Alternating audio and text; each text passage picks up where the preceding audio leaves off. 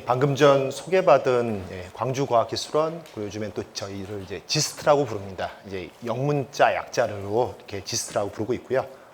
저는 공부를 화학에서 하고, 그리고 지금은 이제 공대에서 이런 새로운 소재, 그러니까 아주 고부가 가치의 새로운 소재를 개발하는 신소재에 관한 연구를 하고 있습니다. 사실 오늘 말씀드리는 주제와 관련되는 주제를 저희 학교에서 주최하는 이런 이제 과학스쿨 행사가 있습니다. 그래서 유사한 주제를 제가 말씀을 드린 적이 있었는데요. 조금 더 보강을 해서 왔으니까 혹시 아마 들어본 적 있는 것 같다 싶으시더라도 아마 또 기억을 되살려 보시면서, 그리고 또 제가 좀 더 추가된 내용을 이렇게 한번 들어보시면 좋을 것 같습니다. 아마 지금 여기 학생들뿐만 아니라 학부모님들도 계시고요. 오늘 말씀드린 내용 중에 집에서 여러분들이 해야 될 일들이 꽤 있습니다. 그래서 특히 이제 그 친환경 플라스틱이 어떤 건지, 그 다음에 플라스틱 재활용을 위해서 어떤 일을 해야 되는 이런 것에 대해서 말씀을 드릴 텐데요. 그런 부분들 잘 숙지해 주시고 기억하셨다가 실제로 이렇게 실천하는, 좀 전에 본 강연 직전에 탄소 중립에 관해서도 여러 가지 얘기를 들어보셨죠? 그런 거랑 같이 다 물려 있는 그런 얘기입니다. 최대한 너무 어렵지 않게 얘기를 전달하려고 노력을 해보겠습니다. 제 이름은 윤명한이고요. 오늘 주제는 이제 친환경 플라스틱이란 이런 주제입니다. 강연 처음에 좀 큰 이제 인류 혹은 저희 지구의 역사까지도 한번 생각해보는 의미에서 좀 앞쪽에 좀 편하게 접근할 수 있는 얘기를 좀 해보려고 해서 이 슬라이드를 준비해봤습니다. 혹시 이 건물에 대해서 아시는 분 있으신가요? 그러면 힌트를 더 드릴게요. 죄송합니다. 이 건물까지 보면은 그래도 생각이 나실까요? 네. 아주 똑똑한 학생입니다. 예. 서울의 용산에 있는 국립중앙박물관입니다. 네, 보시면은 여기에서 갑자기 여기에 이렇게 이제 옛날 조선시대 집 같은 것이 이렇게 있죠. 아주 멋지게 잘 지은 곳이고요. 예전에는 이제 경복궁 안에 있었죠. 그런다면 이거를 이제 더 크게 잘 정리를 해가지고 용산에다가 이런 걸 만들었죠. 자, 이건 제가 왜 보여드린 걸까요? 일단 한번 저는 가끔 뭐 화학, 신소재 이런 거를 이제 공부도 하고 연구를 하다 보니까 우리 조상들은 어떻게 했지? 라는 생각이 좀 들 때가 있어요. 그러면은 박물관에 가면 됩니다. 박물관에 가면은 경우에 따라서는 수천 년 전에 우리 조상들이 만들었던 이런 것들을 볼 수가 있거든요. 한번 보죠. 한번 타임머신을 탄다고 생각하시면 됩니다. 처음에 이제 구석기 시대 하면은 아마 들어보신 적 있을 거예요. 이렇게 뗀석기 해서 이렇게 날카롭게 돌을 깬 거죠. 그래서 날카롭게 만든 다음에 이걸로 이렇게 나무를 자르거나 아니면 이렇게 고기를 다듬거나 이런 걸 했겠죠. 그 다음에 빗살무늬 톡이라고 이런 거 한번 들어보셨을 거예요. 그 다음에 둘 다 이거는 다 땅에서 온 거죠. 땅에 있던 돌을, 그 다음에 땅에 있던 진흙을 이렇게 어떤 형태로 빚은 다음에 이걸 이제 구운 거죠. 그 다음에 이제 청동기 시대 이제까지 갑니다. 그러면 이제 드디어 금속이 나타나요. 청동기 시대가 이제 이거는 이제 영어로는 브론즈라고 합니다. 여러분들 이제 올림픽에 가면은 금메달, 은메달, 동메달 할 때 동이 바로 이제 브론즈, 영어로는 이제 브론즈 메달이라 하고요. 요거는 이제 구리하고 주석의 합금입니다. 그래서 요거를 사람들이 가공하기가 쉬워서 이런 걸 만들었죠. 그 다음에 요때쯤에가 우리나라 역사가 시작되죠. 예, 당군왕검. 예, 요때가 기원전 2333년 이렇게 돼 있을 때가, 그때가 바로 당군왕검, 요 시대가 이제 청동기 시대입니다. 그러다가 그 다음은 다 아시죠? 그 다음은 철기 시대죠. 그러면은 근데 생각보다 철기 시대 유물이 이렇게 많지가 않아요. 예, 왜 그럴까요?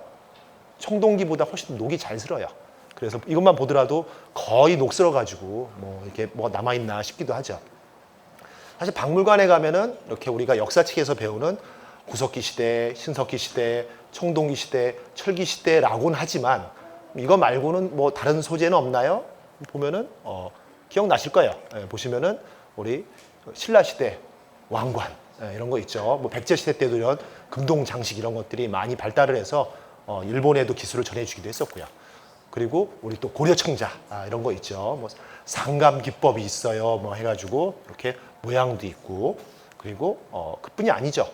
이제 다란이경 뭐 이런 식으로 돼 있는 아주 오래된 이제 인쇄물, 종이에요, 종이. 나무에서 왔겠죠.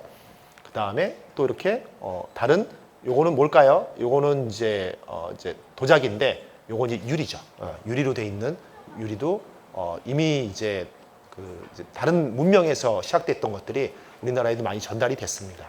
그 다음에 이렇게 나무로 직접 만든 그리고 나중에 금속 활자까지 나오는 여러 가지가 있죠. 이걸 제가 왜 보여드릴까요? 그럼 지금은 무슨 시대냐 이거죠. 철기 시대가 기원전 몇백 년 해서 고조선 끝날 때쯤에가 이제 보통 이제 철기 시대라고 얘기합니다. 그래서 여러분들 알고 계시는 삼국 시대, 그다음에 뭐 그런 때들이 처음 시작이 이제 철기 시대인데요. 그러면 지금은 무슨 시대예요? AI 인공지능 시대. 아주 똑똑합니다. 예. 하지만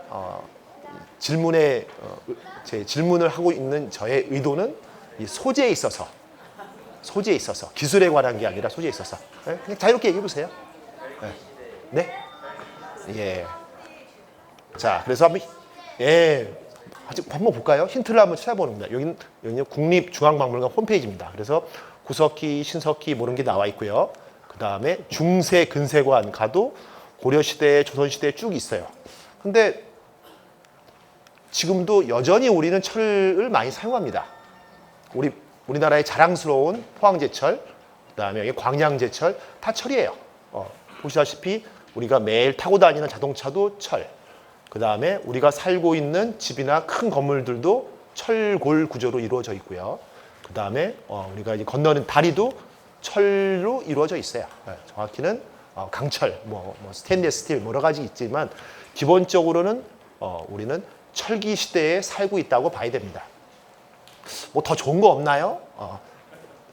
있습니다. 그래서 대략 100년 전부터 조금씩 다른 것들이 생겨나기 시작했어요. 볼까요? 자, 실제로 그러면 우리가 철만 쓰고 있나? 아니죠. 예를 들어 좀 광주가 자랑하는 우리 기아자동차가 있죠. 보면 요거 아마 카니발 같네요. 안에 보니까 보이는 것 대부분이 플라스틱이에요. 보이는 것 대부분이 의자도 플라스틱, 요 운전대도 플라스틱, 이 앞에 있는 것도 플라스틱. 보이는 게 대부분이 플라스틱이에요. 심지어 여러분들 앉아 있는 의자 있죠? 틀은 나무지만 이렇게 푹실푹실하게 돼 있는 그 부분은 다 플라스틱으로 만든 거예요. 그뿐일까요? 집에 가볼까요? 여기 소파도 플라스틱, 그다음에 뭐 테이블도 플라스틱, 그다음에 우리가 보고 있는 TV의 틀, 이 프레임도 많은 경우에 플라스틱. 또 보이는 거 전부 다 플라스틱이, 전부는 아니지만 하여튼 많은 부분이 플라스틱이죠.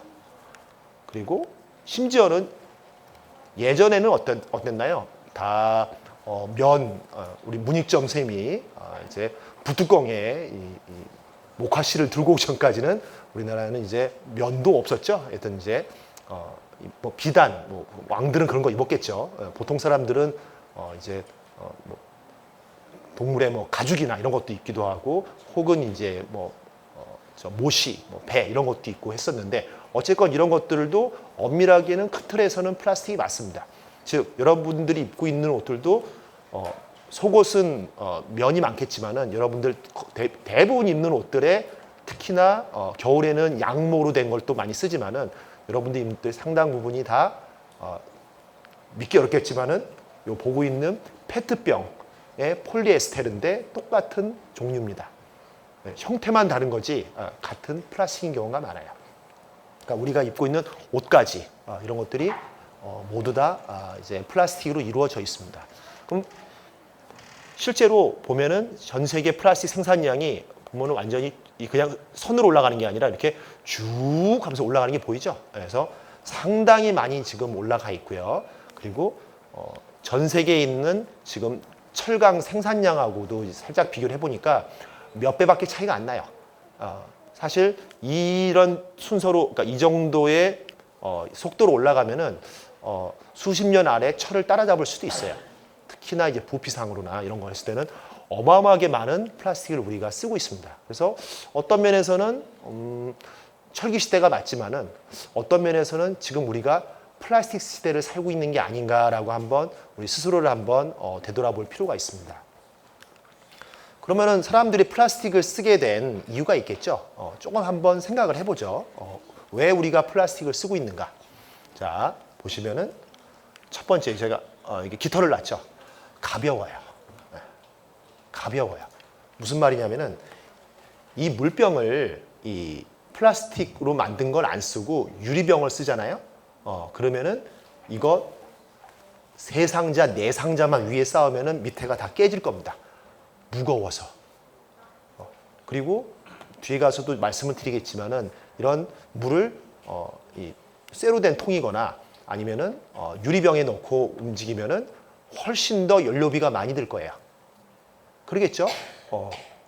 높이 쌓을 수도 없고요. 다 깨지니까, 박살나니까. 그리고 당연히 무거워지니까 연료도 많이 드니까 당연히 그러면 배송료도 많이 들고 기름도 많이 들고 더 많이 못 싣고 여러 가지 문제가 이제 발생을 하죠. 그래서 일단 가볍다. 그리고 쉽게 여러 가지 색깔로 만들 수가 있다. 빨간색 철 있어요? 그런 거 없죠. 예, 파란색 철 그런 거 없죠. 나중에 거기다가 페인트 칠하는 거죠.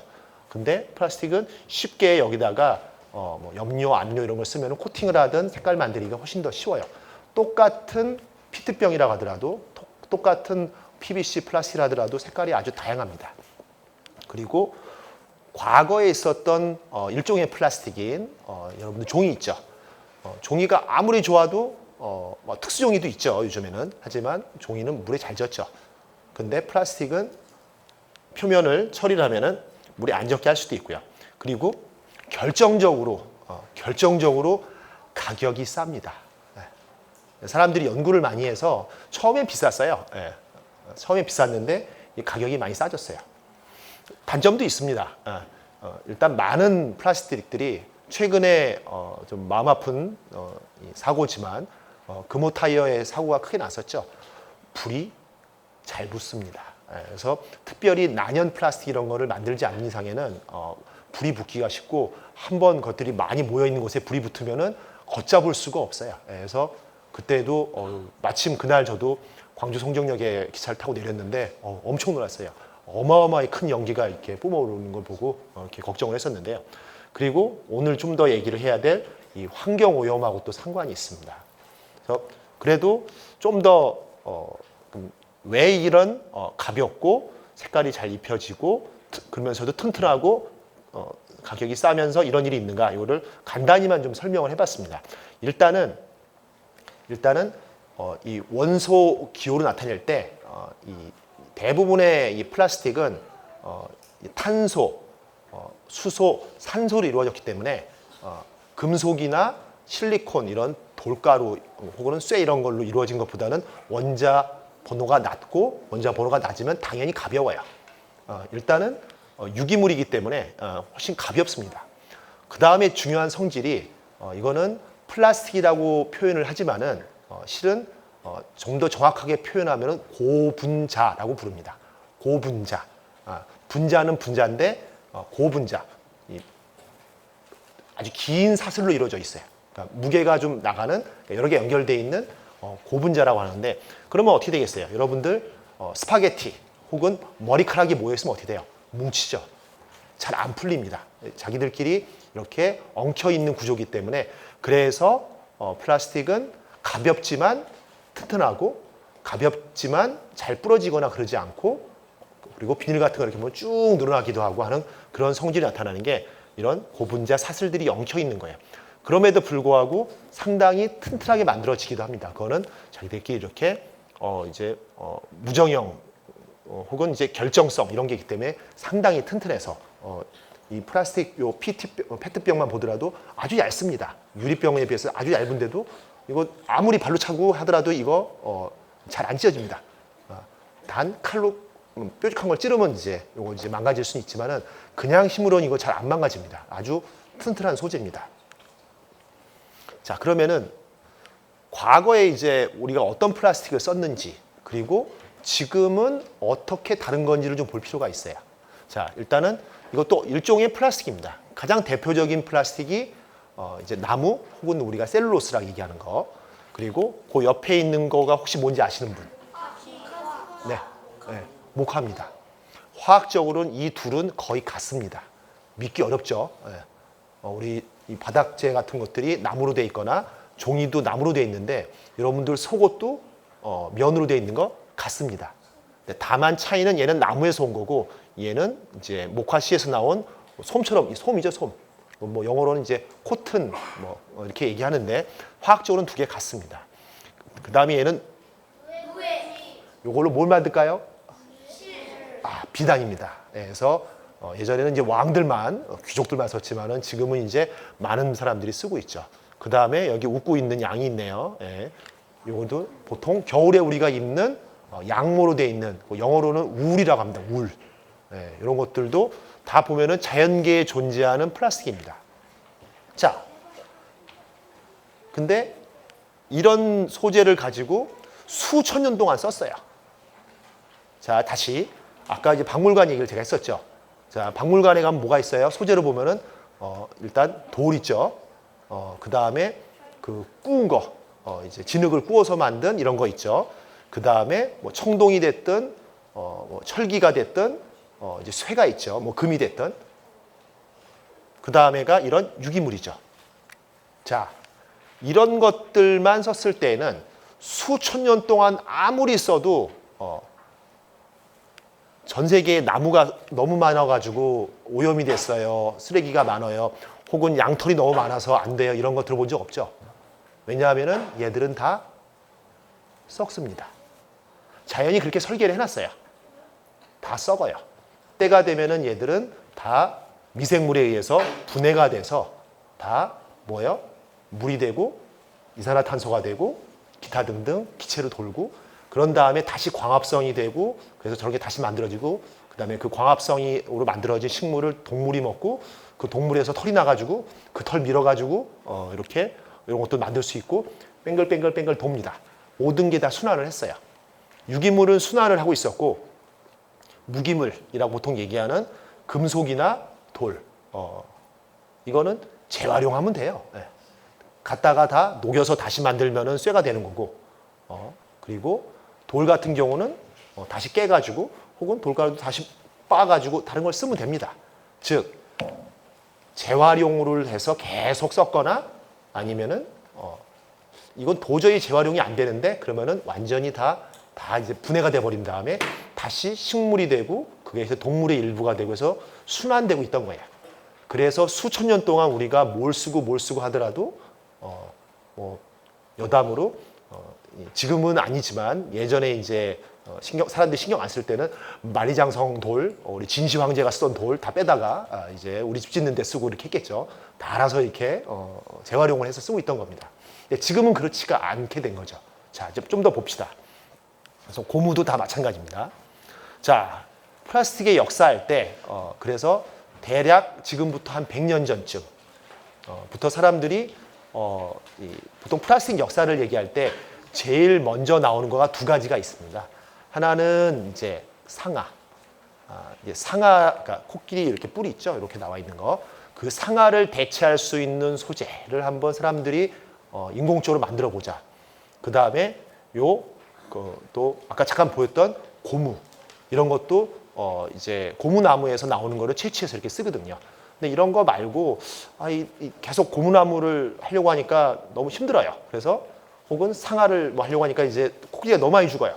그러니까 이런 거를 대체해 보자 하면서 그리고 우리 입는 옷도 좀 어떻게 하면 좀 더 싸게 만들 수 있을까 이렇게 하다가 사람들이 어느 순간 합성 고분자라는 거를 혹은 합성 플라스틱을 만들게 됩니다. 가장 대표적인 게 여기 보면은 이제 나일론이라는 거예요. 나일론. 엄청나게 난리가 났습니다. 이게 1938년 미국의 듀퐁이라는 회사에서 나일론이라는 걸 만드는데 이 나일론이 아마 어머님들은 잘 아실 거예요. 이게 스타킹이라고 하죠. 이거 살려고 줄을 섰어요. 여기 보면은 아주 환상의 이 발에 쓰면은 이게 쫙 늘어나고 웬만해서는 찢어지지도 않고 그래서 아주 이제 엄청나게 인기를 끌면서 이제 새로운 플라스틱의 시대가 열린 겁니다. 대략 보시면은 1920년, 30년대죠. 그리고 슬프지만 이런 기술들은 보통 전쟁이 나면은 또 급격히 이 개발이 됩니다. 왜냐하면 자 보시면은 예를 들어서 뭐 연합국, 뭐 주축국 해가지고 이렇게 독일이 이제 다 봉쇄가 되죠. 그러니까 기름도 없고 그러면 이제 뭔가 다른 방식으로 자기네들 뭘 만들려고 하죠. 또 미국도 그 당시에 이제 전쟁을 수행을 해야 되니까 고무를 아껴라 해서 이제 타이어에 써야 되니까 뭐 이런 식으로 막 사람들한테 이런 것들을 이제 모으는 일을 하죠. 그래서 이런 데 보면 다 고무예요. 이런 것들을 그러면은 천연 고무 말고도 이제 다른 합성으로 이런 거를 만들 수 있는가 하면서 계속 이런 새로운 고분자에 관한 수요가 증가하고 사람들이 많이 원하게 되니까 과학자들이 많이 개발을 하고서 많이 개발했습니다. 그래서 현재 보시면은 이 아래쪽에 있는 거는 우리 이제 많이 들어봤던 거예요. 폴리에틸렌, 폴리프로필렌, 폴리스티렌, 스티로폼 할 때 그 스티로폼이 요 폴리스티렌입니다. 그 다음에 PVC, 이거 이제 보통 보면 파이프, 이렇게 플라스틱 파이프 관 이런 거 쓰는 것들이고요. 이런 식으로 이건 범용 플라스틱, 범용 고분자라고 하고요. 요것들이 온도 버틸 수 있는 온도가 올라가고 그다음에 강성이 올라가면은 이런 것들을 엔지니어링 플라스틱이라고 해서 훨씬 더 고부가 가치의 이런 이제 플라스틱들이 이미 많이 개발이 돼 있습니다.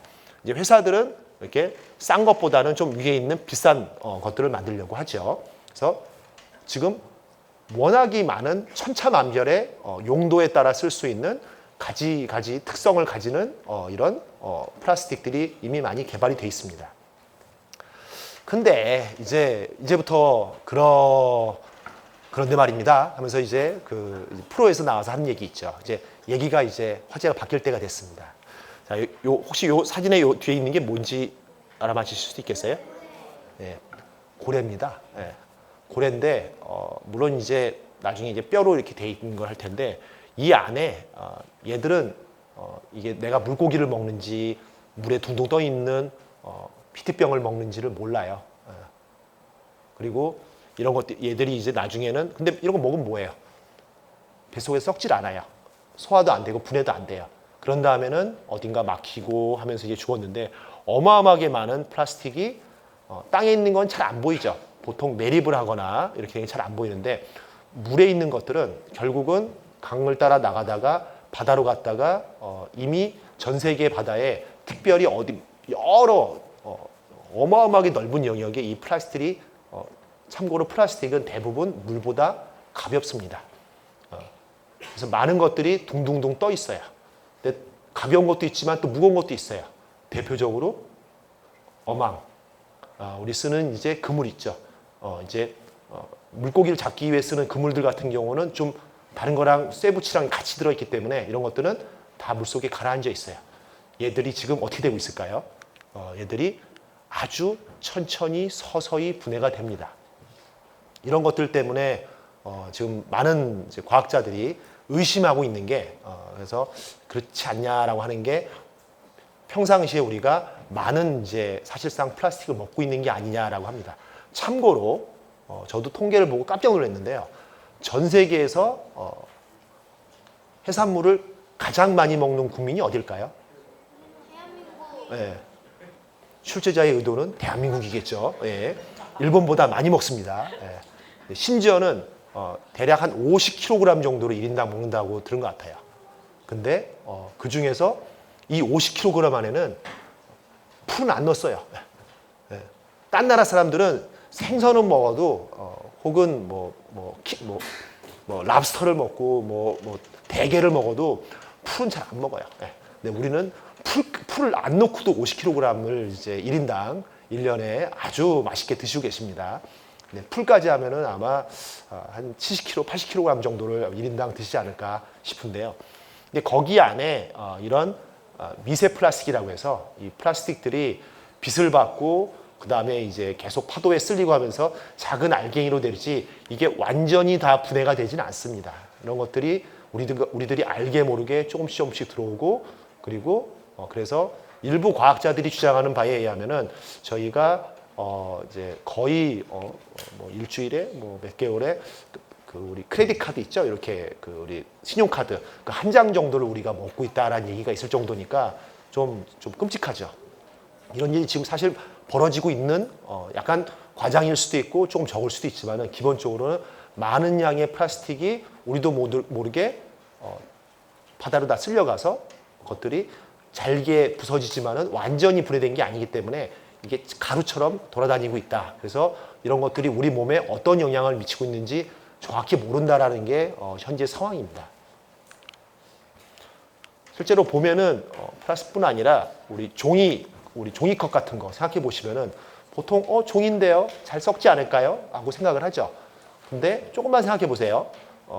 우리 보통 종이에 잘못해가지고 물을 흘리거나 우유가 흘렀거나 하더라도 금방 젖죠. 예. 근데 종이컵은 잘 안 젖죠. 좀 생각해 보면은 오래되면은 이제 종이컵도 눅눅해지긴 하지만은 종이컵을 대표적으로 예를 들었을 때 종이컵 안쪽에는 플라스틱이 코팅이 되어 있습니다.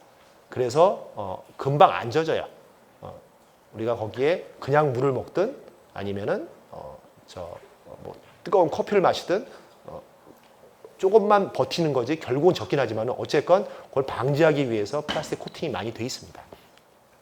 그리고 가장 또 심각한 게 여기에는 안 나와 있지만은 여러분들 우리 보통 식당에 가면은 거의 당연하게 쓰는 게 물티슈죠. 그거 절대 안 섞습니다. 이런 것들도 이제 계속 쌓여가고 있죠. 그리고 우리 많이 썼던 코로나 때 마스크 이거 안 썩어요. 참 어려운 얘기입니다. 이거 조금 쓰고 빨리 버려야 되는데 왜 그렇게 됐는가? 가격이 싸기 때문에 그래요. 가격이 싸니까 그걸 가져다가 그걸 다시 뭘 할 생각을 안 하고 그냥 새로 사는 게 낫지 뭐라고 생각하니까 우리가 그런 것들 많이 쓰고 있고 근데 불행히도 이런 것들이 다 잘 썩질 않습니다. 그래서 이런 것들이 지금 문제가 되고 있죠. 뭐 그밖에 다른 것들도 보시면은 꽤 오래 걸린다는 걸 알 수가 있습니다. 자, 그러면 어떻게 할 수 있는 게 없을까요? 자, 그러면 이제 다시 돌아가서 보죠. 뭐가 문제였던가? 자, 보시면은 아까 잠깐 얘기했지만은 자연계에 있는 플라스틱, 자연계에 있는 고분자는 아까 말씀드렸듯이 인간이 적어도 역사 이래, 유사 이래 이제 뭐 원시인까지는 모르더라도 이런 것들을 어떻게든 가공하고 수천 년, 뭐 어떻게 보면 만 년 뭐 이상 썼는데도 이런 것들이 우리 주변에 쌓여있질 않아요. 예, 다 알아서 분해됐어요. 근데 사람이 만든 플라스틱은 뭐라고 돼 있지만 이런 탑에서 만들고 가까이는 저희 이 여수에 가면 산업공단에서 보면 이런 것들을 많이 만듭니다.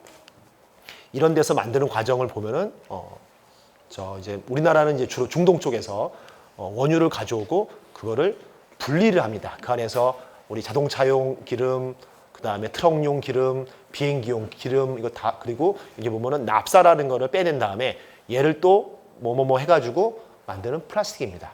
참고로 전 세계에 있는 원유의 대략 45% 정도는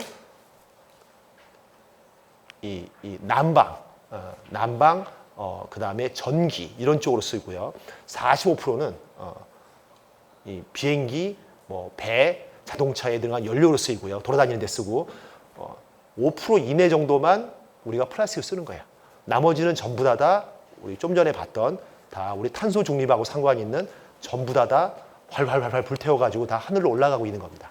그것 때문에 이렇게 온도가 올라가는데 실제로 좀 전에 말씀드렸던 우리 주변에 에너지를 얻기 위해서 뜨뜻하게 하거나 전기를 얻기 위해 쓰는 거 혹은 우리가 이동할 때 쓰는 것보다 훨씬 더 적은 양인데도 우리 주변에 보면은 엄청나게 많죠. 이렇게 많이 쓰고 있는 거예요.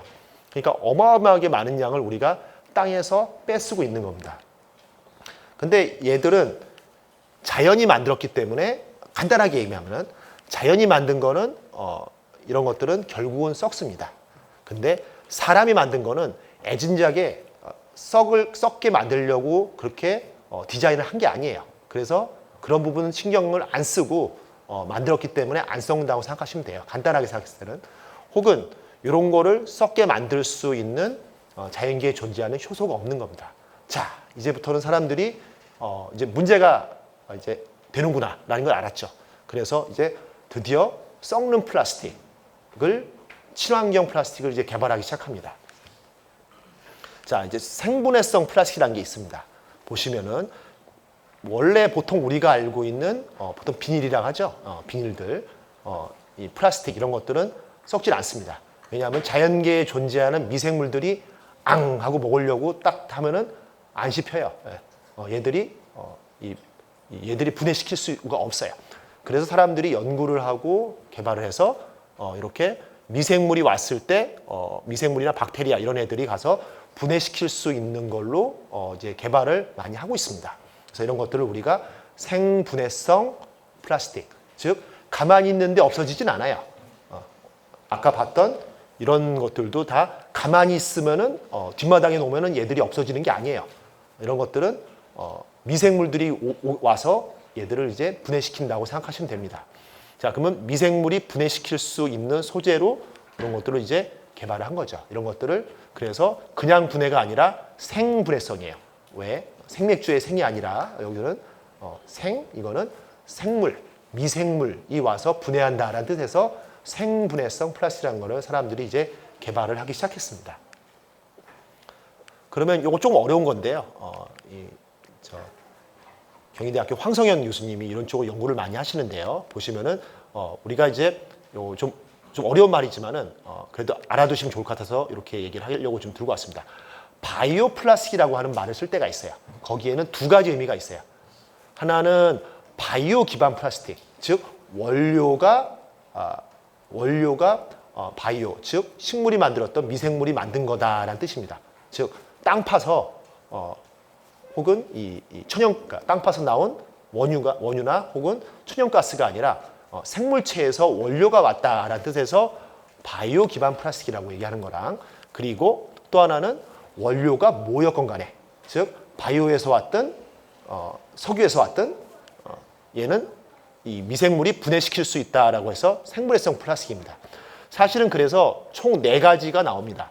즉 원료가 석유 기반에서 왔느냐 아니면은 바이오 기반에서 왔느냐, 그리고 분해가 안 되는 거냐 분해가 되는 거냐, 즉 석유에서 왔어도 극히 일부지만 분해될 수 있는 애들이 있습니다. 근데 하지만 보통 대부분의 석유 기반으로 왔던 거는 여기 보시는 것처럼 우리 잘 알고 있는 PT병, 페트병, 그 다음에 폴리프로필렌, 폴리에틸렌, 나일론 이런 것들 거의 다 분해가 되지 않습니다. 극히 일부가 분해되는 게 있고요. 그리고 많은 경우 그렇다고 또 바이오 기반으로 왔다고 다 분해되지는 않습니다. 그래서 용어가 그렇다라는 거를 조금 기억해 두시면 좋을 것 같아요. 조금만 더 가볼게요. 자, 대표적으로 많이 알려져 있는 생분해성 플라스틱 하면은 요거는 기억해 두면 좋아요. 자, PLA라고 되어 있는데 이건 폴리락틱 애시드인데 우리말로 좀 풀어서 쓰면은 폴리젖산이라고 합니다. 폴리젖산. 그래서 PLA라고 보통 얘기를 합니다.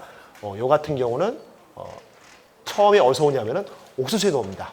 옥수수에서 오고 얘를 이제 녹말가루로 돼 있는 것 같다가 이거를 미생물 이런 걸 써가지고 화학적으로 해서 요거를 젖산을 만들고 얘들을 플라스틱의 화학적인 성질은 뭐라고 했어요? 고분자. 작은 것들을 우리 목걸이처럼 줄줄줄줄 연결시키는 겁니다. 줄줄줄줄 연결시키면은 얘들이 아까 어떻게 된다고 했어요? 서로 꼬이니까 그리고 이렇게 접히거나 그러면은 얘들이 튼튼하거나 쭉 늘어나거나 이러한 성질이 나타납니다. 그래서 이런 고분자를 만드는데 단량체라고 해서 요 원료가 생물 기반, 특히 젖산에서 왔기 때문에 이런 걸 쓰는 거고요. 요것들을 쓸 경우에는 잘 보시면은 날이 갈수록 다 분해가 되죠.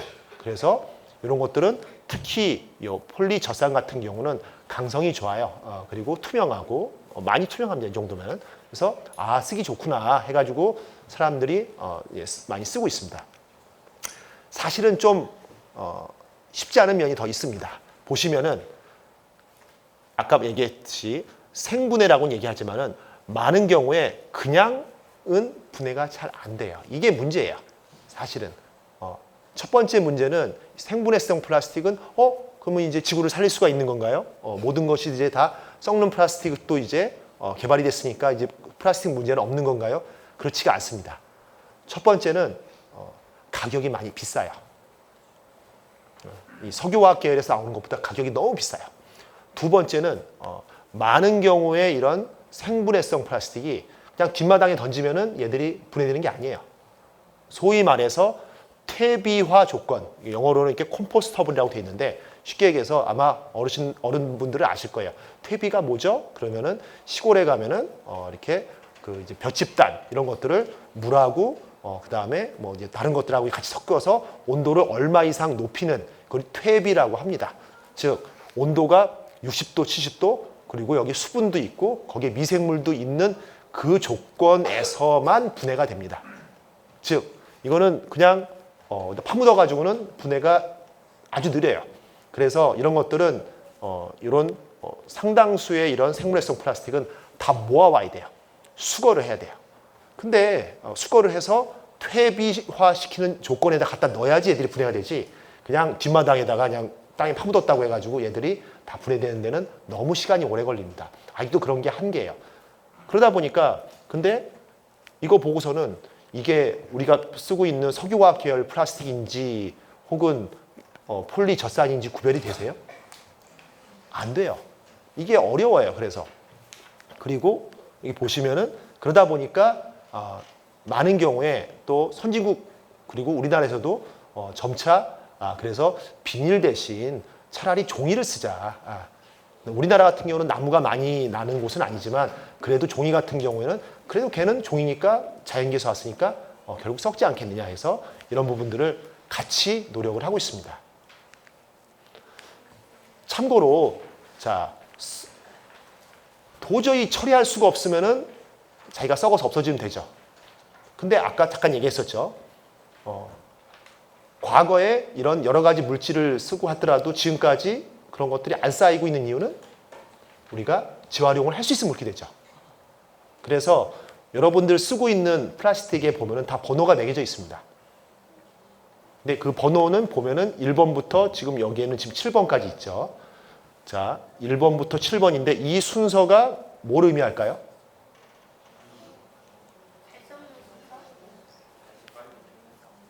자, 요거 다음에 요걸 보여드릴게요. 자, 요 표를 보시면은 영어로 되어 있긴 하지만은 가장 많이 쓰이는 거는 폴리프로필렌입니다. 저는 폴리프로필렌을 본 적이 없는데요. 틀렸습니다.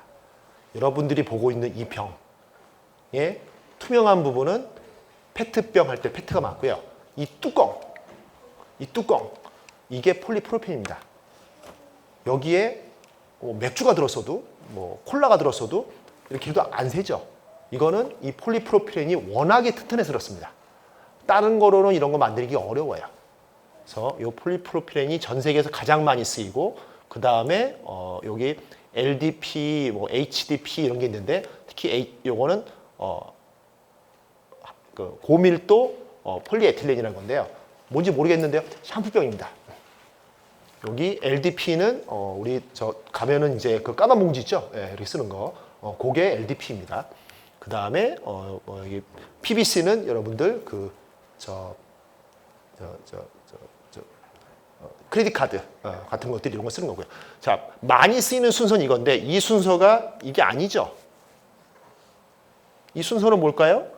답이 다 나와 있네요. 예, 플라스틱 재활용 난이도예요. PET가 전 세계에서 가장 많이 쓰이는 건 아니지만 페트병이 가장 많이 쓰는 건 아니지만 가장 재활용이 잘 돼요. 왜냐하면 다들 깨끗하게 먹잖아요. 예, 그게 중요한 이유 중에 하나고 또 있어요. 아까 잠깐 얘기했던 거.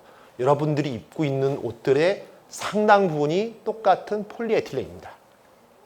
폴리에스테르입니다. 요 병에 있는 요 페트병의 성분하고 여러분들 옷의 성분이 같아요. 그래서 요것들을 사람들이 재활용을 하는데 요 재활용에 대해서 이제 얘기를 할 텐데 썩든가 그 다음에 안 썩더라도 계속 쓸 수 있으면 좋은 거잖아요. 그렇죠? 그래서 재활용을 많이 하려고 애를 씁니다. 특히 가장 많이 되고 있는 게 요 페트, 그 다음이 요 아까 얘기했던 샴푸병, 이제 불투명하고 이렇게 좀 튼튼하죠. 예, 그런 것들. 그 다음에 PVC 이렇게 하는데 여기만 가도 좀 힘들어져요. 그래서 많이 쓰는 거 순서라기보다는 수거가 잘 되고 이걸 재활용할 수 있는 이런 순서로 있는데 PET가 페트병 이게 가장 재활용의 핵심입니다.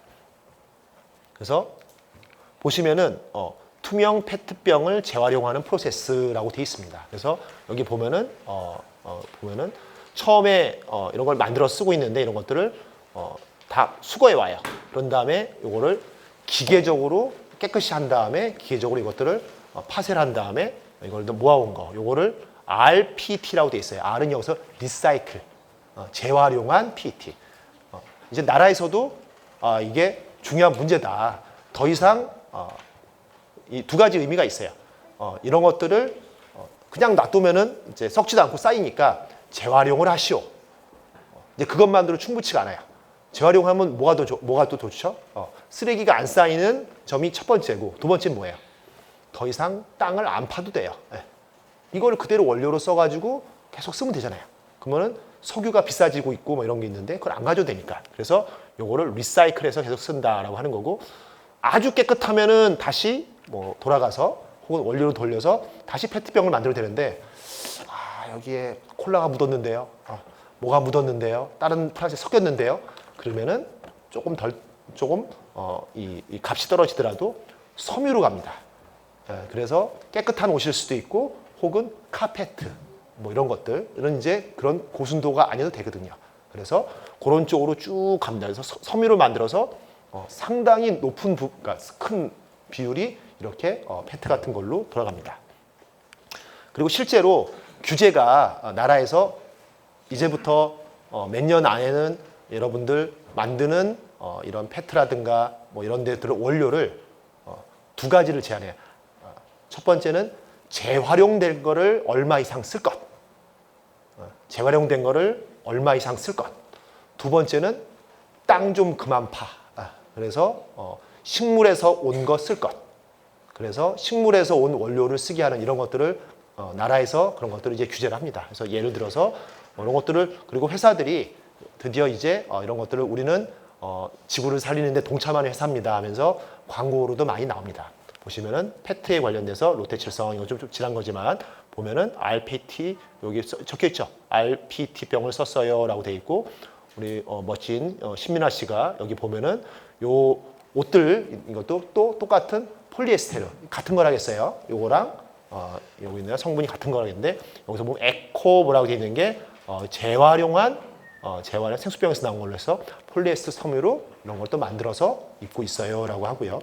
그리고 뭐 다른 또 회사는 또 RPE라고 돼 있는 건 요거는 폴리에틸렌 아까 말씀드렸던 이제 우리 그 까만 봉지 이렇게 시장 가서 뭐 사오면 나오는 그 싼 쭉쭉 늘어나는 까만 봉지 혹은 샴푸병 이런 것들로 재활용해서 이런 케이스도 만들어요 하고 그리고 보시면은 또 회사들은 이 바다에 상당히 많은 양의 폐어망이 문제가 됩니다.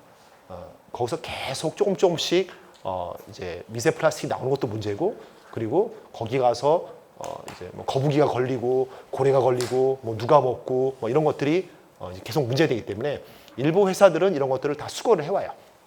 수거를 해온 다음에 그걸 어떻게 하면은 좀 좋은 용도로 쓸까? 그리고 회사 입장에서는 우리가 환경 보호에 동참을 합니다 하면서 이렇게 최근에 나왔던 갤럭시 아주 최근은 아니죠. 근데 여기 보면은 여기에 일부는 우리가 폐어망을 활용해서 재활용을 했어요 하면서 회사들에서 이런 거를 많이 자랑을 합니다.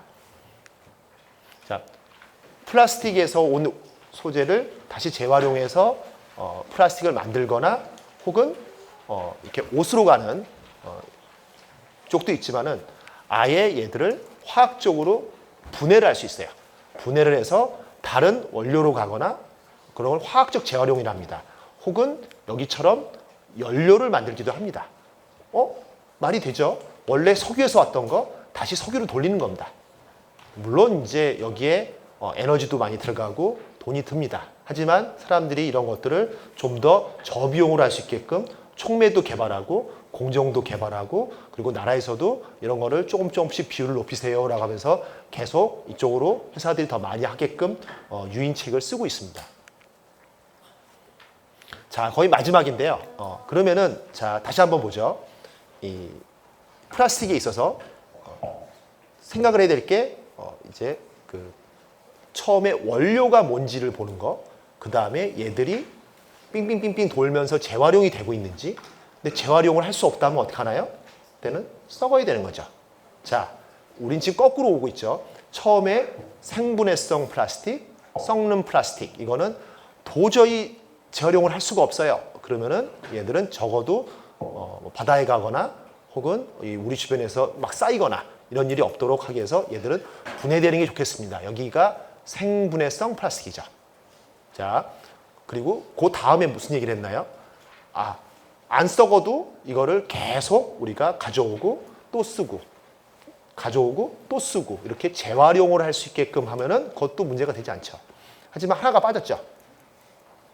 석유에서 그만 뺐어라. 그리고 지금 지구온난화 이런 문제들이 있는 게 결국 CO2, 이산화탄소 얘기죠. 그러면은 가급적이면은 아니면 최대한 땅에서 원유에서 빼쓰지 말고 식물 유래에서 그러면은 식물은 CO2가 어디서 왔어요? 그러니까 이산화탄소가 공기 중에 있는 것에서 왔죠. 우리가 뿜어내고 있고 우리가 계속 석유를 태워가지고 자동차 몰고 다니고 비행기 타고 다니고 배 타고 다니고 그리고 우리가 이 석유를 태워서 아직도 상당 부분의 전기가 다 화력 발전입니다. 석유가 됐든 석탄이 됐든 천연가스가 됐든 결국은 다 CO2 뿜어내는 거. 그것들을 나무들이 다시 잡아와가지고 풀이 잡아가지고 그거를 다시 원료로 쓰라는 얘기입니다. 그래서 원료 측면에서 바이오매스라고 여기서는 바이오는 생물, 식물이란 뜻인 거고 매스는 쓰레기란 뜻입니다. 그래서 사실은 아까 옥수수 그다음에 탄수화물, 전분 이렇게 쭉 간다고 했는데 그거는 사실 좀 이 비판의 소지가 있습니다. 아니 사람 먹을 것도 없는데 그걸로 플라스틱 만들어요 이런 일들이 있거든요. 그래서 여기서 말하는 바이오매스는 옥수수가 아니라 옥수수 다 먹고 난 그 안에 있는 옥수수 그 속이 있죠. 그리고 껍질도 있고 그 다음에 뭐 사탕수수 같은 거를 전부 다 짜가지고 거기서 이제 당을 다 뽑아내고 난 다음에는 쭉정이처럼 있는 것들 있죠. 그런 것들을 다 재처리하고 가공해가지고 거기에서 이제 유용한 이제 플라스틱을 만드는 원재료를 만든 다음에 그래서 보시면은 바이오매스 원료를 사용한 플라스틱. 그래서 이거는 여기는 바이오팩 이렇게 돼 있습니다. 근데 아까도 말씀드렸듯이 이 바이오 뭐 이렇게 붙었다고 해가지고 당연히 썩는 거 아닙니다. 이거는 아까 두 가지 얘기했었죠. 바이오 플라스틱 하면은 원료가 생물 혹은 식물에서 온 건지 혹은 썩는 건지 미생물이라는 거 두 가지를 다 합쳐서 얘기하는 건데 이 경우는 썩지 않는 거는 좀 아쉽긴 하지만은 가장 많이 재활용이 되고 있고 하다 안 되면 옷도 만들어 입는 페트를 원료 자체를 요거를 이 지금 다른 걸로 못 쓰는 자연계에서 온 하늘에 있는 CO2를 이산화탄소를 가지고 만든 이 바이오매스 기반으로 해가지고 플라스틱 만드는 일도 지금 많이 하고 있습니다. 사실은 여기 좀 거의 제가 준비한 강의는 거의 이제 마지막인데요. 사실 지금 우리나라의 석유화학 회사들이 많이 어렵습니다. 우리나라에 있는 석유화학 회사라고 하면은 특히 이런 플라스틱을 만드는 회사 중에 LG화학, 그 다음에 롯데케미칼, 그리고 이 근처엔 또 금호석유화학, 코롱, 무지 많습니다. 근데 이 회사들이 지금 상당히 어려워요. 왜? 첫 번째는 이 중국이 그전에는 우리나라에서 이런 플라스틱을 만들어서 넘기면은 중국 분들이 공장에서 이걸 이렇게 찍고 어쩌고 한 다음에 그 다음에 최종 제품을 만들어서 전 세계에 뿌렸습니다. 근데 이제 중국이 아니 됐어요. 이제는 우리가 다 만들겠습니다. 하면서 안 받아요. 두 번째는 이제 좀 있으면은 원유도 다 떨어질 것 같으니까 저 사우디아라비아, 아랍에미레이트, 카타르 이런 나라가 그전에는 우리나라가 거기 가서 기름을 사왔잖아요. 그걸 사와서 울산이나 이런 데서 정유를 하고 그거를 다시 여수로 끌고 와서 여수에서 LG화학이나 롯데케미칼 이런 데서 이런 플라스틱을 만들어서 중국으로 보내 이런 걸 했거든요. 근데 이런 중동에 있는 나라들이 됐어요. 이제는 우리가 직접 만들 거예요. 게다가 미국에서는 이제 땅에서 파는 기름을 안 써요. 뭐 셰일가스, 셰일 오일 이걸 해서 지금은 미국이 최대 산유국입니다. 게다가 미국은 기술이 있어요. 됐어요. 우리는 더 이상 그거 안 하고 우리가 직접 만들 거예요. 이러니까 우리나라의 화학기업들이 너무 어렵습니다. 그리고 원래 계획은 이런 석유화학 계열로 하면서도 재활용을 하고 서서히 이런 비율을 높여가고 그리고 이제 전화 혹은 이제 연구소에 국가연구소에 계신 분들은 이런 생분해성 그다음에 바이오 유래 플라스틱 이런 것들을 많이 연구를 하고 있었는데 지금 또 전나라에는 또 이 트럼프 대통령이 여기는 또 이렇게 녹화도 하고 있으니까 제가 이상한 얘기를 하면 안 되겠죠. 그리고 우리나라도 여러 가지 또 상황이 또 이렇게 있다 보니까 지금 많이들 어렵습니다. 하지만 저를 비롯한 연구자들은 계속해서 질 좋은 그리고 좀 더 가격이 싼 생분해성 그리고 튼튼한 이런 플라스틱을 만드는 일을 해야 되지만은 하지만 여러분들이 가정에서 이런 플라스틱들을 최대한 분리수거를 잘해주고 할수록 그것들이 이제 그 저부가 가치로 가지 않는 그러니까 플라스틱은 순도가 높을 때가 가장 좋은 성능을 발휘합니다. 그러니까 모든 걸 다 섞어버리면은 그거는 그냥 나중에는 다 태울 수밖에 없어요. 시멘트 공장에 가서 그냥 불 때는 데 쓰는 거의 연료처럼 쓰는 것밖에 못 씁니다. 그래서 여러분들은 집에서 가급적이면은 커피나 이런 것들도 텀블러 가져가서 쓰시고 그리고 장 보러 가시거나 이런 거 할 때 비닐을 쓰기보다는 꼭 써야 되면 종이로 쓰시고 가급적이면 에코백을 최소한 100회 이상은 쓰셔야지 그게 에코백이지 에코백도 썩지 않는 플라스틱입니다. 에코백을 너무 많이 받아오고 안 쓰면은 그것도 환경오염입니다. 그래서 명심해 주시고 가정에서 실천할 수 있는 일이 참 많습니다. 자, 그래서 연구자는 연구자대로 그리고 가정에서는 우리 학생들이나 학부모님들 이런 부분 같이 생각해서 노력해 주시면은 좀 더 좋은 사회가 오지 않을까라고 생각을 합니다. 제가 준비한 강의 내용은 여기까지입니다. 예, 경청해 주셔서 감사합니다. 수문초 3학년 신주입니다. 미세 플라스틱의 크기는 얼마 정도로 작아서 몸에 들어갔을 때 똥으로 나오지 않을까요? 아주 좋은 질문이고요. 미세 플라스틱이라고 할 때는 미세죠. 보통 미세라고 얘기하면은 최소한 우리가 이제 그 눈으로 볼 수 있는 거 크기는 센티미터에서 밀리미터 정도죠. 보통 미세라고 얘기하면은 마이크로라고 해서 대략 얘기했을 때 우리가 알고 있는 센티미터의 거의 최소한 10분의 1에서 거의 이제 그 100분의 1, 1000분의 1 정도 이렇게 내려갑니다. 그쯤 되면은 눈에서 보일까 말까 합니다. 자, 이 정도쯤 됐을 경우에는 이제 우리가 이제 거의 이제 밀리미터 이런 것들은 우리가 이제 가루 같은 거는 먹으면은 몸에서 흡수가 안 돼요. 그러니까 여러분들이 모래 먹었다고 모래가 우리 몸에 다 들어오거나 그러진 않겠죠. 알갱이가 크니까. 근데 요 미세, 즉 마이크로 정도쯤 되면은 그때는 우리 몸에 많이 들어올 수 있다고 알려져 있고요. 실제로 우리 혈액에서 많이 돌고 있다고 알려져 있습니다. 그래서 이것들이 이제 아까 얘기했던 대변 같은 경우는 조금 이제 생각을 해보면은 우리가 먹어서 위장을 지나서 그 다음에 소장, 대장이 곧 저 이제 대변이죠. 이거는 우리 몸에 들어온 적이 없는 거예요. 그러니까 쭉 우리가 흡수하지 않고 남은 것들이 우리의 배에 있는 정보고 우리 몸에 들어왔던 거는 조금 생물학적인 얘기를 한데요. 그거는 혈액을 갖다가 심장을 통해서 전체를 돌다가 결국은 우리 이제 콩팥이라고 하는 거기를 통해서 나가야 되는데 못 나갈 확률이 높아요. 그래서 위험하다고 얘기하는 거고요. 근데 크기가 클 경우에는 대변으로 나갈 수가 있습니다. 근데 이 말씀드렸듯이 보통 이 미세 플라스틱 얘기하는 거는 마이크론 사이즈라고 해서 우리 밀리미터의 이제 10분의 1에서 1000분의 1 정도로 작기 때문에 이쯤 되는 것들은 몸 안에 들어와서 혈액으로 들어온 다음에 나갈 때는 신장을 통해야 되는데 신장으로 나가기가 쉽지가 않아요. 그래서 위험하다고 얘기하는 겁니다. 네, 좋은 질문 감사합니다. 전주 용서초등학교 6학년 문채성입니다. 일반 플라스틱에 비해 바이오 플라스틱은 분해가 빠르게 가능하다고 하셨는데 그렇다면 바이오 플라스틱은 일반 플라스틱에 비해 강성이 떨어지나요? 그리고 또한 바이오 플라스틱은 보관하고 있을 때 조건이 충족된다면 분해될 수 있지 않을까요? 아주 좀 생각을 많이 하고 장차 앞으로 이제 화학이나 이런 소재 쪽으로 공부를 많이 할 수 있는 자질이 있는 학생으로 보입니다. 자, 여기서 일반 플라스틱에 비해서 바이오 플라스틱이 분해가 빠르게 가능하다고 했었는데, 자, 여기서 말하는 빠르게가 하루, 이틀 이건 아니고요. 일반 플라스틱은 아까도 잠깐 뒤에 제 강연 자료에서도 있었지만은 최소한이 수십 년입니다. 예, 수년에서 수십 년쯤 되는 거를 그걸 이제 이런 바이오 플라스틱 같은 경우는 이제 수개월 혹은 최소한 수개월 정도면은 분해가 되는 이런 것들이 이제 가능하다는 걸 말씀드린 거고요. 근데 또 여기서 중요한 지적을 해주셨는데 많은 경우에 이런 바이오 플라스틱이 강성이 떨어지는 경우가 많습니다. 그에 비해서는 특히 폴리저산이 그나마 그래도 많은 이제 각광을 받고 있는 이유가 폴리저산은 강성이 잘 나와요.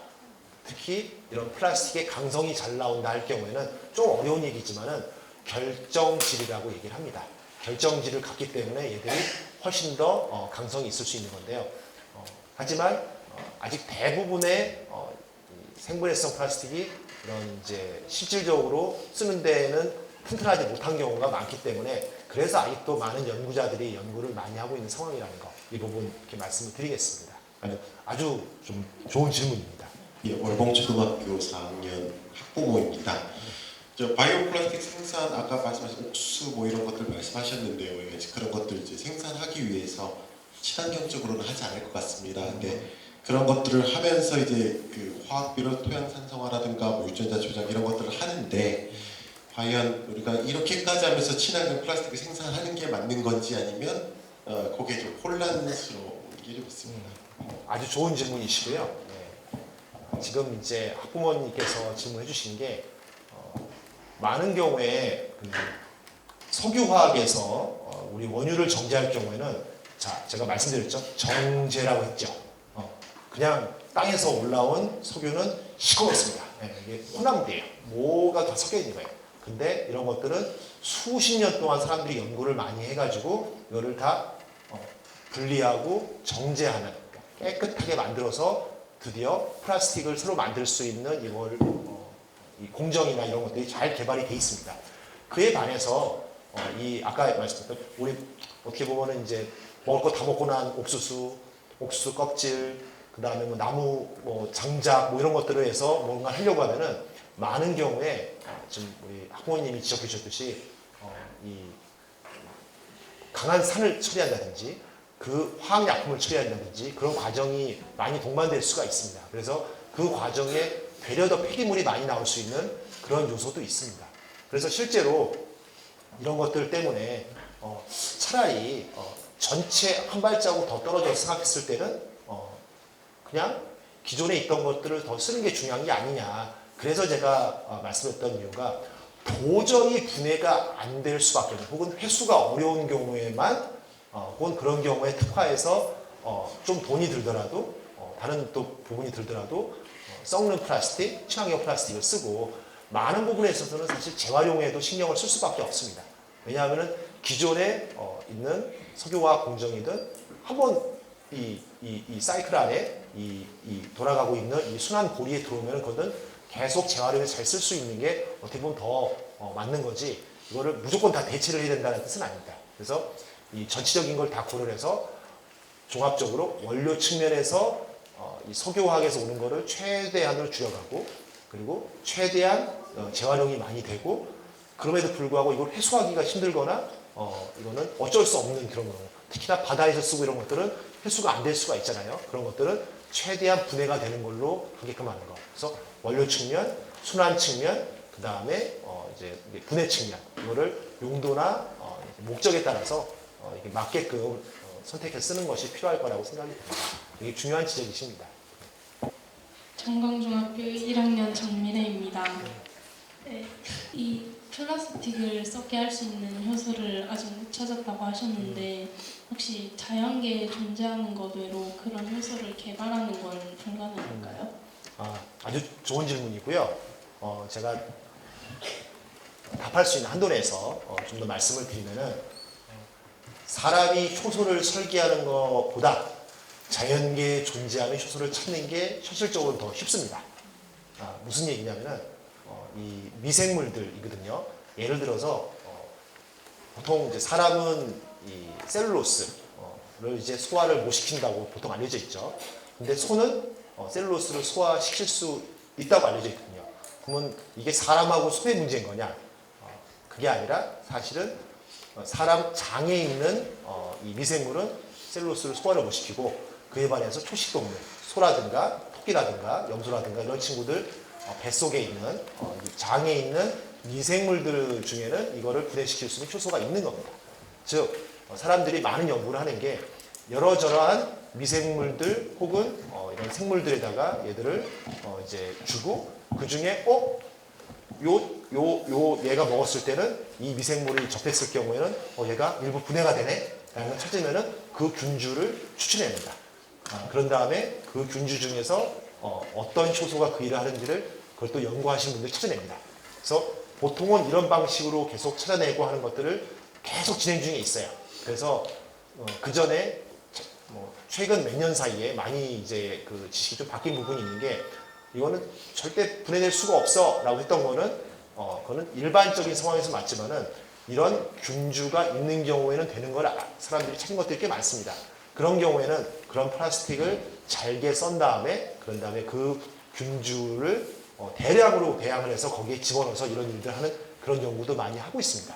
그래서 앞으로 이런 썩는 플라스틱, 썩지 않는 플라스틱 이었던 거를 썩게 하시는 방법을 새로운 소재를 개발하는 것 외에도 있는 소재를 분해할 수 있는 효소나 그런 미생물을 찾는 연구도 활발히 되고 있다는 거. 근데 이거 실제로 쓰는 건 또 간단치 않습니다. 또 하지만 지금 학생이 질문했던 그런 부분들은 많은 연구가 실제로 이루어지고 있는 곳입니다. 그래서 이런 일들은 소재 자체를 연구하고 개발하시는 분뿐만 아니라 미생물학자, 생물학자 이런 분들이 같이 다 협업을 해서 이런 일들을 실제 찾고 있습니다. 예, 그렇게 답변 드리겠습니다. 아직 질문한 수준은 안 돼가지고 제가 대신했고요. 근데 플라스틱 뿐만 아니라 이제 재활용을 하다 보면 지금 유치원인 제 아이도 같이 오전에 분리수거를 하고 있거든요. 근데 보면은 제가 알고 있는 것만 하더라도 분리하는 걸 이렇게 보면은 굉장히 미흡하다는 생각이 되게 많이 들어요. 그리고 그걸 갖고 또 분리하는 데는 또 얼마나 많은 시간이 걸리면 과연 이게 분리수거가 제대로 돼 있는 건가? 지금 이렇게 하는 게 맞는 건가? 라는 생각이 들고 근본적으로는 모든 사람들한테 좀 이런 분리하는 그런 방법들을 좀 더 구체적으로 알리는 게 우선이 아닐까. 지금 하는 게 지금 아무 의미가 없는 게 아닐까라는 생각을 되게 많이 하게 되더라고요. 그래서 그런 부분에 있어서 좀 답변을 주실 수 있는 게 있는지. 네. 상당히 어려운 질문이자 중요한 질문이십니다. 일단은 거의 지금 10년이 좀 안 됐는데요. 아마 기억들 하실 거예요. 특히 학부모님들은 더 이상 아파트에 이 플라스틱 재활용 수거하면서 이걸 수거를 안 해간다 해가지고 난리가 난 적이 있었을 거 기억납니다. 그때 정확히 무슨 일이 있었는가 그걸 되돌려 보면요. 중국에서 더 이상 이거를 안 받는다 이렇게 돼 있거든요. 그 무슨 말씀이냐면 조금 더 떨어져서 전 지구적으로 보면은 잘 사는 나라에서 이런 것들을 적당히 분리해가지고 하면은 그거를 그냥 큰 틀에서만 이렇게 뭉땡그린 다음에 그것들을 전부 다 이제 죄송한 얘기지만 소득이 낮은 나라 혹은 인건비가 높지 않은 나라로 다 가져갑니다. 거기서 그거를 다 분리를 하고 있는 거예요. 그런 다음에 거기서 무슨 처리라고 하는 건데 문제는 이제 더 이상 이 나라들에서도 이걸 잘 받지를 않으려고 해요. 왜? 왜냐하면은 그 나라에서도 이 소위 말하는 인건비가 많이 올라갔고요. 그리고 그 나라에서도 어마어마하게 많은 플라스틱이 나오니까 이거를 거기서도 자기네들 나오는 걸 처리하기가 힘든 거예요. 자, 요거를 일단 말씀을 드리고요. 즉, 이거를 최대한으로 잘 분해를 해서 이렇게 해야 되는데 이거는 이제 결국은 그 만드시는 분부터가 이런 것들을 최대한 분리가 잘 되게끔 안 만들면 소용이 없거든요. 그래서 지금은 당연하게 여기시지만은 페트병 같은 경우에 기억나실 거예요. 어느 순간부터 이렇게 밑에 겉에 있는 그 라벨 같은 거, 이렇게 상표 있는 거 이런 것들이 없어졌죠. 네.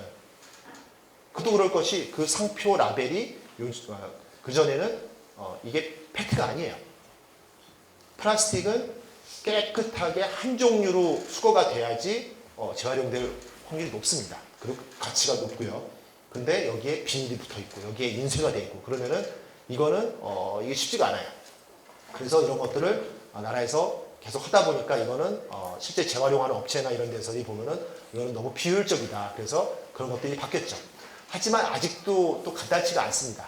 뭐냐면은 아까도 잠깐 말씀드렸듯이 딴 건 몰라도 오늘 강의 끝난 다음에 생각했을 때 요 페트병이 요거는 페트고 투명한 건 페트, 뚜껑은 폴리프로필렌.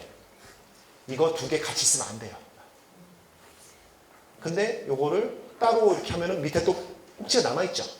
네. 그게 없을 수가 없어요. 왜냐하면 이거를 꽉 잠궈야 되니까. 이런 것들이 사실 기술적인 문제가 있습니다. 그래서 요즘은 또 이런 것들을 또 해결해가는 기술 개발을 하는 거. 근데 또 재활용 업체들도 많이 좋아졌습니다. 이런 것들을 최대한 지금 요즘은 특히나 이런 것들 파쇄를 해요. 딱 작게 만들고 이거를 막 쫙 뿌립니다. 쫙 하는데 그럴 때 공기총을 쏴요. 공기를 푹푹푹 쏴요. 그러면 얘들이 카메라로 보고 여러 가지를 이렇게 해가지고 AI까지 동원해가지고 이걸 분리합니다. 최대한 이런 거 무게 물에 뜨는지 안 뜨는지 뭐 이런 거를 조합을 해가지고 분리를 하는 분리 기술도 많이 좋아진 것도 사실이고요. 하지만 그냥 간단하게 말씀드렸을 때는 가능하면은 최소한 여러분들 수준에서 할 수 있는 거는 현재로서는 페트병을 제일 깨끗이 최대한 다른 거 안 묻고 분리시켜 주는 게 가장 중요하고요. 나머지 것들은 사실 우리나라에서는 아직 잘 되고 있지 않아요. 그런 것들은 다 보통 연료로 쓰거나 열분해로 해서 원료 화학 물질로 빼내는 쪽에가 좀 더 많은 상태인 거. 그건 아직 기술적으로 혹은 실질적으로 좀 한계가 있다는 거는 말씀을 드리는데요. 아무래도 이런 것들도 더 발전이 나가야 될 부분들이 있고 그럼에도 불구하고 가능하면은 이 페트병에 충분히 집중해서 해주시는 거랑 그리고 아무래도 우리 커피숍 이런 데 가시고 하실 때 이제 아이스 아메리카노 이런 거 시켜 드실 때 가급적이면은 텀블러 가져가셔서 그냥 쓰시고 에코백은 최소한 100번 이상 쓰실 것 이런 거를 더 이상 그 에코백이 아닙니다. 그걸 꼭 말씀을 드리겠습니다.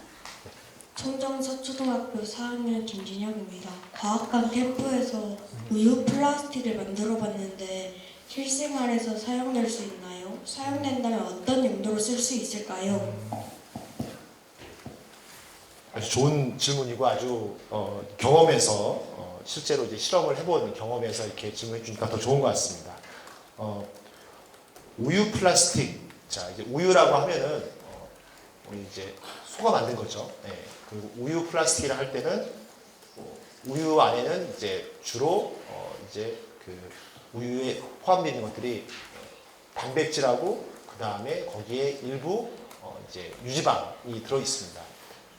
이 플라스틱을 그런 이제 통상적으로 생각하는 소재가 아니라 이런 단백질이나 이런 걸로 만드는데 만들 수는 있고 하지만 현재 이렇게 만들어진 걸로는 뭔가를 더 쓰기는 강성이라든가 뭔가 그리고 일단 우유가 절대 싸지가 않은데 그래서 가격이 문제될 것 같아요. 하지만 이 상상력을 우리가 발휘해 보면은 이거는 먹을 수 있는 이제 플라스틱이 되고 먹을 수 있는 그리고 적어도 사람한테는 못 쓰더라도 예를 들어서 이 동물이라든가 사료를 주는 어떤 그런 거에다가 쓰는 거에다 쓰고 얘들이 먹고 그 안에 있는 걸 먹고 나서 그 틀도 결국은 더 이제 환경 오염을 일으키지 않고 바로 걔들이 그거를 그릇도 먹을 수 있는 우리 아이스크림 먹으면 어떻게 돼 있어요? 아이스크림도 있지만 그 밑에 이제 콘이라고 해서 밑에 있죠. 그런 거 상상하셔도 될 것 같아요.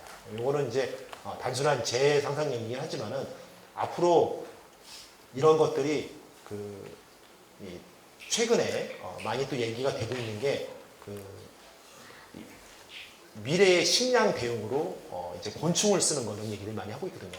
곤충인 이제 대부분 이 외부 분들이 이제 단백질이 많거나 혹은 이제 뭐 키틴 뭐 이런 식으로 그런 이제 탄수화물하고 같이 되어 있는 이런 부분들인데 이런 것들을 만약에 이 소한테 주는 먹이 자체를 큰 틀에서 봤을 때 소한테 먹이를 주는 거를 결국은 플라스틱으로 만들어서 유용한 곳에 쓸 수 있다고 하고 그게 고부 가치가 된다고 하면은 아까 이제 학부모님 질문해 주신 것처럼 이런 이제 화학 처리를 해가지고 옥수수 이런 것들 혹은 볏짚단 이런 것들을 막 뭐 아주 이제 유해한 화합물을 처리하는 게 아니라 소가 먹어서 소가 그런 바이오매스를 처리해주고 그리고 그걸로 해서 또 고부가치의 유용한 플라스틱을 만들고 그걸로 또 뭔가를 뭐 의약품을 담는 통이 되든 아니면은 동물 사료를 주는 이런 거든 이런 것들은 어떤 면에서는 과학자들이 하는 일이 그냥 과학으로만 머무는 문제가 아니라 사실은 사람들의 상상력이 더 중요한 것 같아요. 그리고 실제로 이렇게 적용하는 데 하는 그 이제 기업가 분들이 혁신적인 아이디어를 이렇게 쓰는 거. 사실 테슬라의 이제 앨런 머스크 이분이 처음 그 배터리 만들고 전기차 할 때는 그 기술은 그 당시에는 20년도 더 된 기술이에요. 근데 이분이 갖고 있는 비전으로 이거는 사업화 시킬 수 있다라고 하는 그런 거 있듯이 학생이 꼭 기술을 개발하지 않아도 있는 기술 중에서 이런 상상력으로 뭔가를 할 수 있다라는 생각을 한다면은 앞으로 이제 우리 큰 기업가가 돼서 우리나라에 아주 큰 산업을 일으킬 수도 있을 것 같아요. 좋은 질문 감사합니다. 금호 중앙여자고등학교 3학년 15연 학생. 예. 그 폴리 젖산이 비싸서 조금 단점이 있다라고 말씀해 주셨는데 그 우유곽 보면 종이에 코팅을 해가지고 사용하잖아요. 그것처럼 폴리 젖산으로 종이랑 비슷한 재질들을 코팅해서 사용하면 폴리 젖산의 사용량이 줄어들어서 비싸다는 단점도 좀 보완할 수 있고 종이도 빨리 분해되는 편이니까 그렇게 사용해도 되지 않을까 하는 생각이 들어서 질문을 남겼습니다. 네, 아주 좋은 질문이면서 어떻게 보면은 지금 이제 저한테 질문하신 게 아니라 사실은 이제 아이디어를 내주신 것 같아요. 당연히 가능하다고 생각을 하고요. 이걸 조금 더 여기 학부모님들이나 다른 학생도 이해할 수 있게 좀 풀어서 말씀을 드리면은 이제 폴리젖산이라고 이제 생분해가 되는 분해가 되는 플라스틱이 있고 근데 가격이 좀 비싸다라고 이런 얘기를 했어요. 근데 지금 학생이 얘기했던 거는 이제 이 코팅을 우리가 이제 종이를 다른 재질로 대체한다 그러면은 양이 많이 써요. 근데 코팅을 하면은 아주 적은 양만 쓰면 되죠. 즉 우리가 금반지를 갖기는 어려워도 거기에 그냥 쇠반지인데 거기에 금을 코팅하면은 돈이 얼마 안 들죠. 그래서 지금 우리 최보현 학생이 워낙 이 비즈니스 마인드로 이런 것들이 가능하면 좋지 않을까. 아니 비싼 거면은 조금만 쓰면 되는 거 아니야? 하면서 좋은 아이디어를 있고요. 그리고 종이의 이제 단점인 종이의 장점은 썩는다는 거고, 그러니까 고민할 필요가 없다는 거고, 종이의 단점은 이 물에 너무 잘 젖기 때문에 우유팩이 되든 종이컵이 되든 이런 것들은 이제 썩는 데는 문제가 없는데 여기에 뭔가 썩지 않는 거로 코팅해가지고 수십 년 걸리게 하는 거를 썩는 플라스틱을 쓸 경우는 결국은 가치도 없어질 거니까 하지만 비싸더라도 조금만 쓰면 좋으니까 이거는 아주 좋은 아이디어입니다. 그래서 아까 초등학교 학생이 냈던 질문하고 같이 연계되는 얘기로 과학은 이제 연구자나 저 같은 사람들이 많이 하고 있지만은 그거 못지않게 중요한 게 이런 이제 꼭 과학을 하고 있지 않더라도 이런 이제 중요한 아이디어 그리고 이거를 실제로 적용해 볼 수 있지 않을까라고 하는 그런 도전적인 자세가 더 필요한 것 같아요.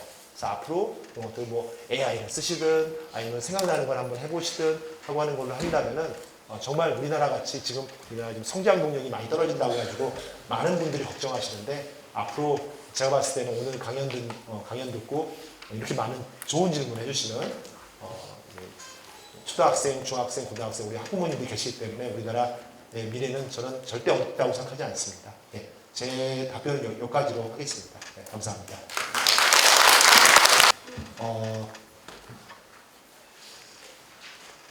개인적으로 제가 이제 대학에서 있기 때문에 평소에는 이제 저희 대학생들, 대학원생들한테 수업을 하죠. 예, 그리고 대학원생들하고 주로 이제 연구 관련 이제 논의를 많이 하고 논문을 쓰고 이런 얘기를 하는데 이렇게 어떻게 보면은 이제 제가 평소에 보는 분들하고 다른 그리고 어떻게 보면은 전문 지식이 더 없지 않을까라고 생각했던 분들에서 더 심도 있는 질문을 더 받은 것 같아요. 어떤 면에서는 이제 더 사고가 더 유연하기 때문에 이런 이제 천하게 하지만 결국은 좀만 생각해 보면은 아주 중요한 혹은 아주 실용적인 그리고 혁신적인 아이디어가 될 수 있는 이런 것들을 많이 주셔가지고 상당히 많이 감명을 받았습니다. 그래서 앞으로도 계속 그냥 있는 그대로 저런 게 있구나만 되는 게 아니라 저걸 어떻게 하면은 뭘 할 수 있을지라고 하는 그런 이제 생각들을 많이 하셔서 그리고 저희 학생들한테 생각날 때 가끔 해주는 얘기로 요즘 여기서 할 얘기인지 아닌지 모르겠지만은 의대도 좋고 이렇게 어디 취업 잘 되고 하는 것도 좋지만은 학생들 오늘 이제 마지막에 나왔던 질문들이나 코멘트나 이런 거 생각했을 때 여러분들이 좋은 아이디어를 많이 내서 누구의 월급 받는 사람이 되는 게 아니라 여러분들이 수천 명, 수만 명의 월급을 줄 수 있는 그런 사업가도 될 수 있는 그런 아이디어를 많이 내는 쪽으로 여러분들이 갔으면 좋겠습니다. 연구를 모든 사람이 다 할 필요는 없어요. 여러분들은 이런 것들을 좀 세상 돌아가는 걸 알고 그 기술을 알고 여러분들이 갖고 있는 평소의 그 아이디어로 뭔가 재미있는 것들을 실제로 실현해보는 그런 쪽으로 많이 노력했으면 좋겠다는 당부의 말씀을 드리겠습니다.